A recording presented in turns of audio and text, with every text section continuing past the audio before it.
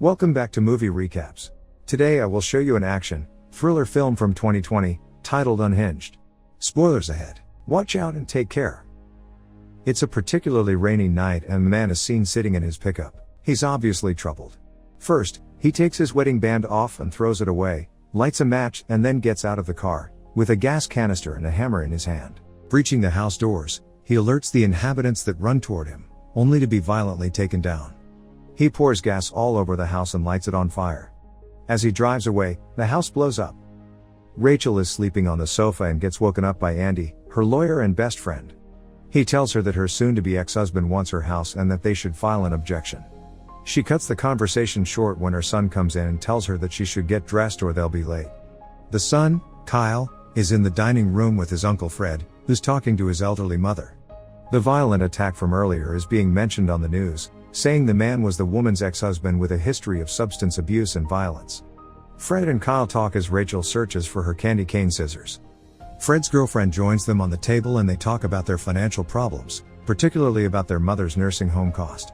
She leaves with Kyle and they get in their terribly old car. They end up stuck in traffic and argue about taking the freeway. The mom decides to do it, even though her son protests, saying they're going to be late. While driving, she gets a call from her husband and the kid picks up, happy to talk to his father. He's disappointed almost immediately when his father cancels their plans to go to a game, as the mom tries to lessen the blow.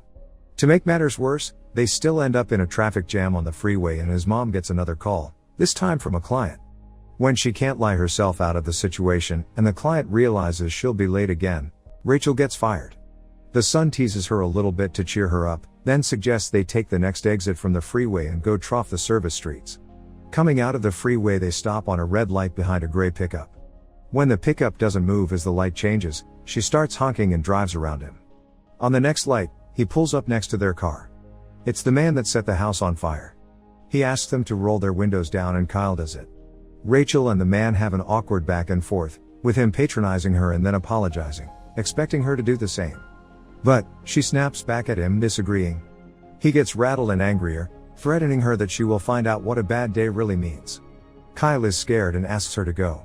The man starts following them and cuts them off, twice. Rachel takes another route and manages to get Kyle to school very late. She calls Andy and asks him to meet her for breakfast in 20 minutes, promising not to be late, even though she's low on gas. Rachel stops at a gas station, sets the pump and goes inside to get a few other things. When she goes to the cashier to pay, she sees the gray pickup parked behind her car. Worried, she tells the cashier and a guy standing in line next to her that the man in the pickup has been following her after an argument. The guy says he'll walk her out and get his plates. As she fuels the tank and gets in the car, the guy tells her the man's plates. She drives off and the guy stays behind telling the man in the pickup not to follow. Suddenly, the man rams him over into the street and he gets hit by a second car, while the pickup continues to chase after Rachel. She tries to loose him on the way, but they get stuck in a traffic jam again, with him right behind her. He rams in her car over and over, but no one reacts. They start driving again and Rachel can't find her phone to call for help. The man pulls up next to her and shows her that he has her phone. She drives off, causing an accident on the way and almost running over a woman, thinking she finally lost him. She pulls up into a parking lot to hide and calm her nerves. Meanwhile, Andy is waiting for Rachel in a diner, calling her, but getting only voicemail. The man with the pickup walks in and heads straight for Andy. He lies to him and says he's an old friend of Rachel's, then sits down and chats him up. They talk about scary experiences with road rage and about Rachel's divorce. The man is defending her soon-to-be ex-husband and Andy gets uncomfortable, so the man lies and says he could get Rachel on the phone. Andy tells him to try and gives him his own phone. Back at the parking lot, Rachel is looking for her tablet when she suddenly hears ringing.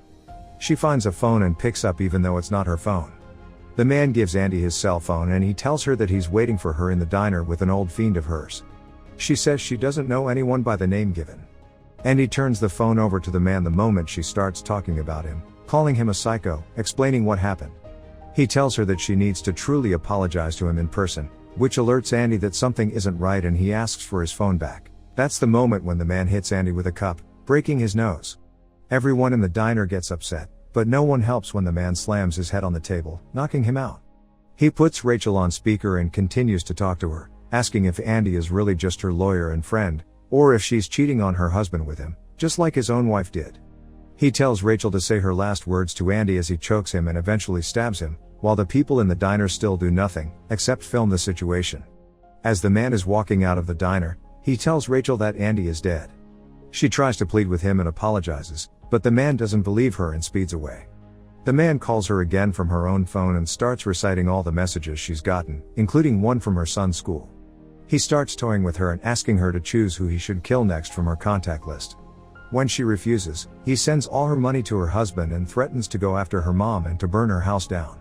Rachel chooses herself, but he doesn't accept and asks for another name. She chooses the name of the client that fired her. He hangs up and Rachel immediately calls the police. They arrive at the house of her client, but the man isn't there. Back at the house, Fred is watching what happened in the diner on the news. There's a strange noise coming from the other room and his girlfriend doesn't respond to his calls.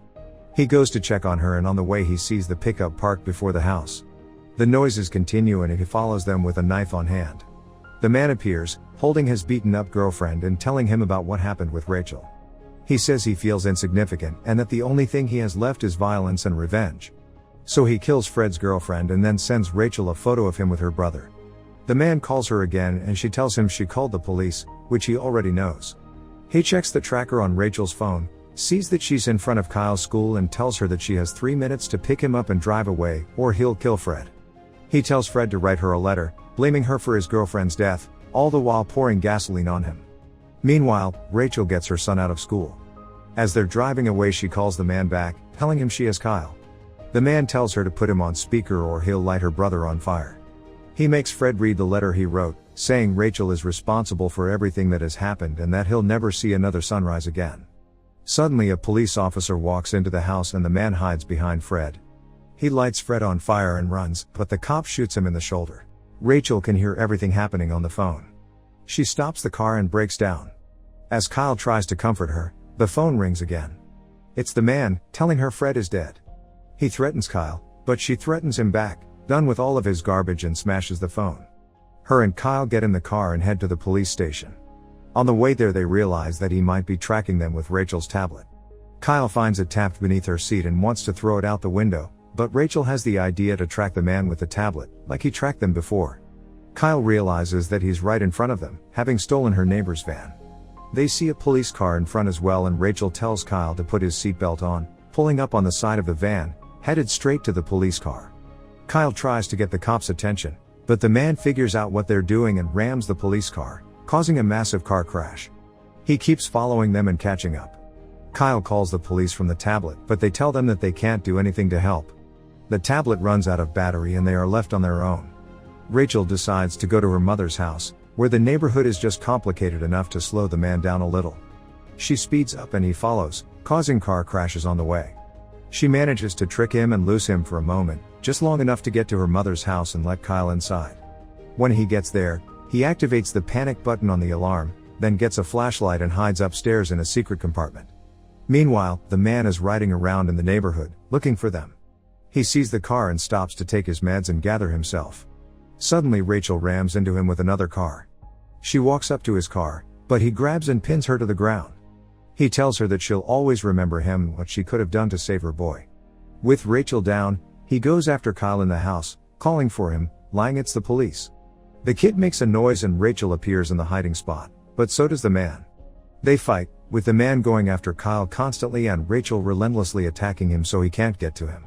He knocks her over and starts strangling her son, but she finds her candy cane scissors and stabs him, finally killing him. The police eventually arrive at the house. Rachel and Kyle are approached by the police officer that found Fred and he tells her that he's still alive.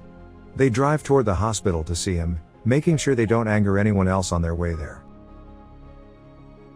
Make sure to subscribe and turn on notifications so you can watch more videos like this. Thanks for watching.